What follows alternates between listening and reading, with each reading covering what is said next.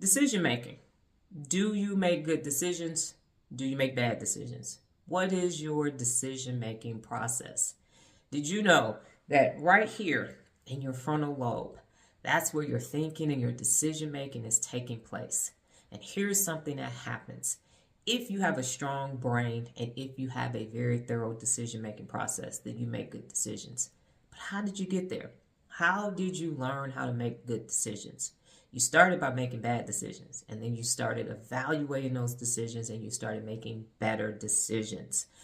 Most people don't make good decisions on a daily basis, and that's unfortunate. But don't worry, have no fear, Dr. Donna is here. So how can you start making better decisions? Be objective is one of the 74 principles of real leadership, and that means that you make your decisions based upon facts. I also attended Al-Anon meetings, and they told us never make a decision during shout, sleepy, hungry, angry, lonely, or tired. Don't make decisions then. Why? Because right here in your frontal lobe, you're going to get brain fog, and it's going to cause you to not make good thinking decisions. You're not going to have self-control. Your judgment is going to be off, and as a result, you're going to make a poor decision. So they tell us to sit on our hands if we are sleepy, hungry, angry, lonely, or tired, or in fear. If you're in fear and you're trying to make a decision that's not really fight or flight, and you make a decision, you're going to regret that decision. That's unfortunate. I have a bunch of playlists on my YouTube channel, and they're poll questions and curious questions. And the reason why I do that is because practicing decision making creates new neural pathways in your brain. And when you practice making decisions, now you know how to make decisions when you need to make decisions when they count. And the questions there just create new neural pathways. So your brain is going to light up and like the decision. And then the brain is going to say, hey, I want to make more decisions. I want to make more decisions. I want to make more decisions. You have to have a strong decision-making process. And when you have to make major decisions, you have to look at the facts. And I go old school.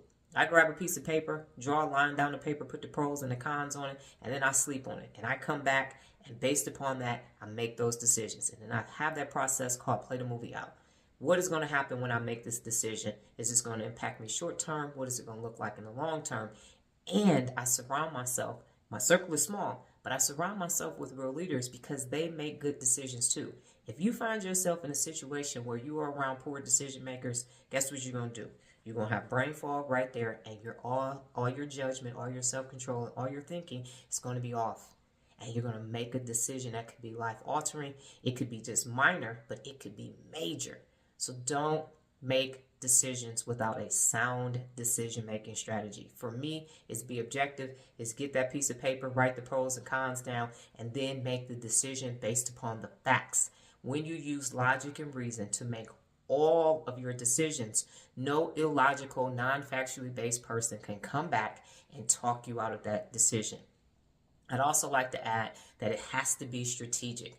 I've told my daughter for years, sweetie, don't make a decision without a strategy. Don't make it, because if you do, it's a dumbass plan, and it's probably going to go left. It has a high probability of going left. So when you have your decision, you're strategic about executing it. Why?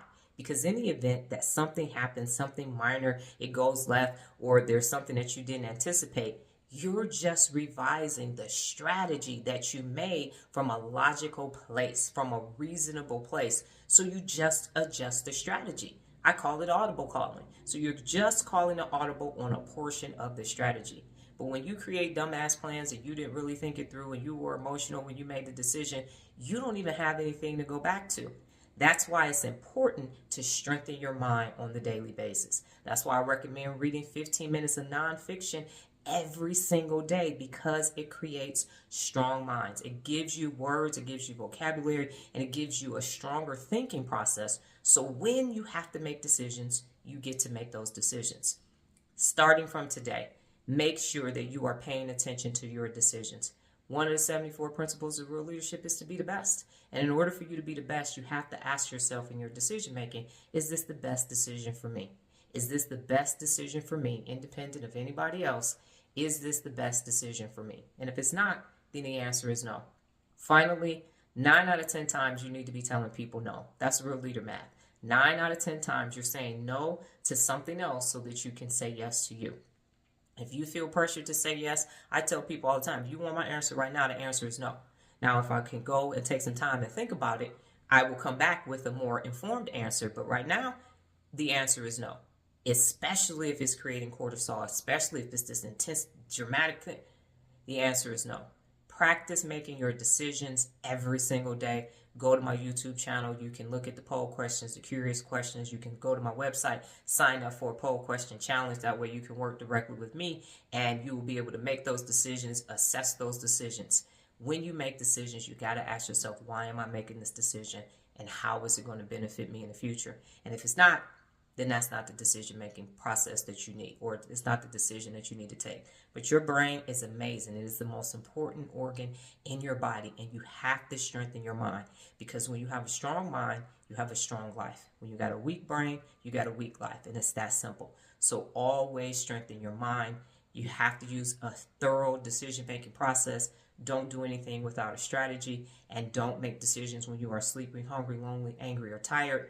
Use a piece of paper, go old school, pros and cons, and play that movie out.